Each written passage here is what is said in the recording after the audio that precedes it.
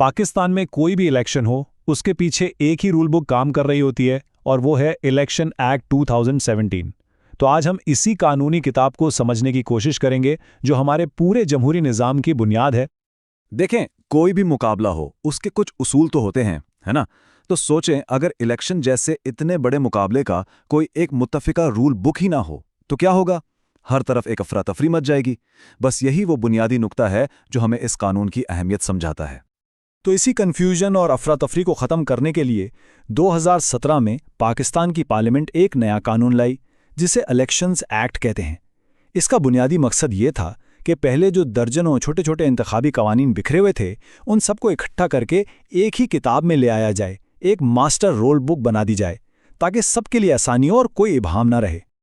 तो इस तजिए में हम एक तरह से पूरे इंतखाबी सफ़र को देखेंगे। शुरुआत करेंगे इस बात से कि उसूल बनाता कौन है, फिर देखेंगे कि इंतखाबी मैदान कैसे तैयार होता है, उम्मीदवारों पर क्या पाबंदियां होती हैं, वोटिंग वाले दिन असल में होता क्या है, और आखिर में ये भी जानेंगे कि अगर कोई गड़बड़ हो तो उससे कैसे निपटा जाता है। हर खेल में एक अंपायर या रेफरी होता है, ठीक? तो हमारे इंतखाबी खेल में ये किरदार कौन अदा करता है? आइए पहले हिस्से में इस इदारे को समझते हैं जो इन तमाम कवानीन को लागू करवाने का जिम्मेदार है। और ये जिम्मेदारी है इलेक्शन कमीशन ऑफ पाकिस्तान यानी ईसीपी की। ये एक आईनी इदारा है, मतलब इसे आईने पाकिस्तान का तहफ़्फ़ुज़ हासिल है। इसका काम सिर्फ एक है, ये यकीनी बनाना कि इलेक्शन हर तरह के दबाव से आज़ाद, गैर जानिबदार और बिल्कुल साफ शफाफ हों। अच्छा, इस एक्ट के तहत ईसीपी को बहुत ज़्यादा पावर्स दी गई हैं। मतलब इनका काम सिर्फ इलेक्शन करवाना नहीं है, बल्कि वो एक वॉचडॉग की तरह काम करते हैं। अगर उन्हें लगे कि किसी जगह बड़े पैमाने पर गड़बड़ हो रही है तो वो फौरन पोलिंग रुकवा सकते हैं, पूरे के पूरे नतीजे को कैंसिल कर सकते हैं, और यहाँ तक कि अगर कोई इनके अहकामात ना माने तो तौहीन अदालत की कार्रवाई भी कर सकते हैं। ये पावर्स बहुत ज़रूरी हैं ताकि इलेक्शन के पूरे प्रोसेस पर लोगों का एतमाद बहाल रहे। चलें, एम्पायर तो तय हो गया, लेकिन खेल का मैदान कैसे बनता है? यानी इलेक्शन होगा कहाँ? अब हम इस मरहले को देखते हैं जहां इंतखाबी हलके बनाए जाते हैं और शहरियों के नाम वोटर लिस्ट में शामिल किए जाते हैं।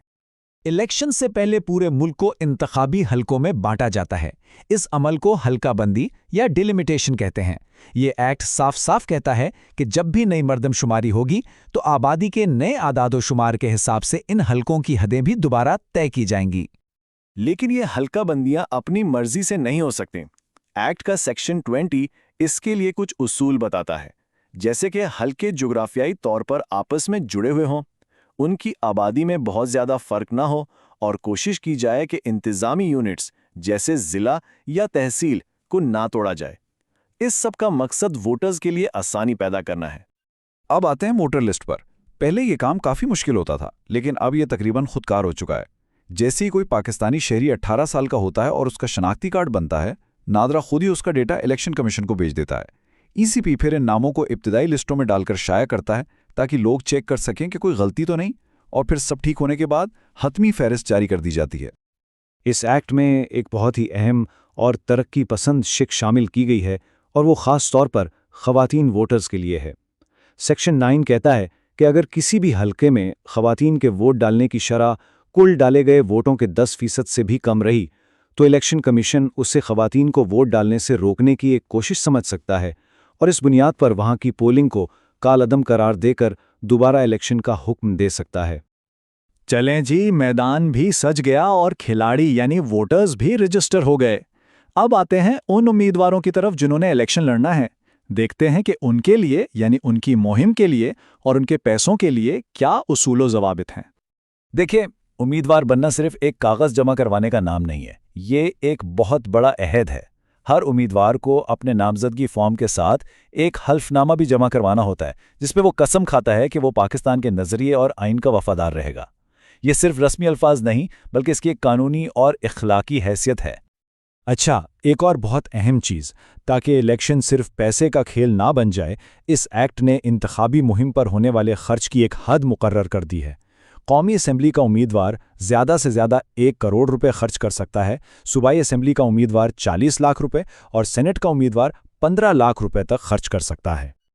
अब सवाल ये है कि ये हदें क्यों ज़रूरी हैं? इसका मकसद बहुत सादा है, सबको मुकाबला करने का बराबर मौका देना, ताकि इलेक्शन इस बात पर ना जीता जाए कि किसके पास पैसा ज़्यादा है, बल्कि इस बात पर कि किसके पास आवाम के लिए बेहतर आइडियाज़ हैं। इससे नए लोग और कम वसाइल वाले उम्मीदवारों को भी आगे आने का मौका मिलता है। اور اب ہم پہنچ گئے ہیں انتخابی سفر کے سب سے اہم دن پر، یعنی پولنگ ڈے۔ آئیے دیکھتے ہیں کہ پولنگ سٹیشن کے اندر کا عمل کیا ہے، اور جب ووٹنگ کا وقت ختم ہوتا ہے تو اس کے بعد کیا ہوتا ہے۔ ایکٹ کا سیکشن 84 ووٹ ڈالنے کے پورے عمل کو سٹیپ بائی سٹیپ بتاتا ہے۔ ہر سٹیپ کا مقصد شفافیت اور سیکیورٹی کو یقینی بنانا ہے۔ سب سے پہلے ووٹر اپنا اصل شناختی کارڈ دکھاتا ہے، پھر اس کی شناخت کی تصدیق کے بعد انگلی پر پکی سیاہی لگائی جاتی ہے۔ اس کے بعد پریزائڈنگ آفیسر بیلٹ پیپر کی پشت پر دستخط اور مہر لگا کر اسے ووٹر کو دیتا ہے، اور ووٹر پردے کے پیچھے جا کر اپنی پسند کے امیدوار پر مہر لگا کر ووٹ باکس میں ڈال دیتا ہے۔ لیکن کیا ہر ڈالا گیا ووٹ گنا بھی جاتا ہے؟ نہیں، کچھ ووٹ مسترد بھی ہو جاتے ہیں۔ تو ایک ووٹ درست کب ہوتا ہے اور غلط کب؟ قانون بہت واضح ہے۔ اگر بیلٹ پیپر پر سرکاری مہر اور پریزائڈنگ آفیسر کے دستخط نہیں ہیں تو وہ ووٹ شمار نہیں ہوگا۔ اسی طرح اگر مہر دو امیدواروں کے خانوں کے بیچ میں لگی ہے یا اس پر کچھ لکھا ہوا ہے تب بھی وہ ووٹ مسترد ہو جائے گا۔ شفافیت کو مزید یقینی بنانے کے لیے یہ قانون کہتا ہے کہ جیسے ہی پولنگ کا وقت ختم ہو، ووٹوں کی گنتی اسی پولنگ اسٹیشن پر تمام امیدواروں کے ایجنٹس کے سامنے کی جائے۔ گنتی کے بعد پریزائڈنگ آفیسر وہیں پر نتیجے کا ایک فارم تیار کرتا ہے جسے فارم 45 کہتے ہیں، اور سب کے سامنے اس نتیجے کا اعلان کرتا ہے۔ یہ فارم اس پولنگ اسٹیشن کے نتیجے کا سب سے پہلا اور اہم ترین ثبوت ہوتا ہے۔ اچھا، تو الیکشن ہو گیا، نتیجہ بھی آ گیا، لیکن سفر یہاں ختم نہیں ہوتا۔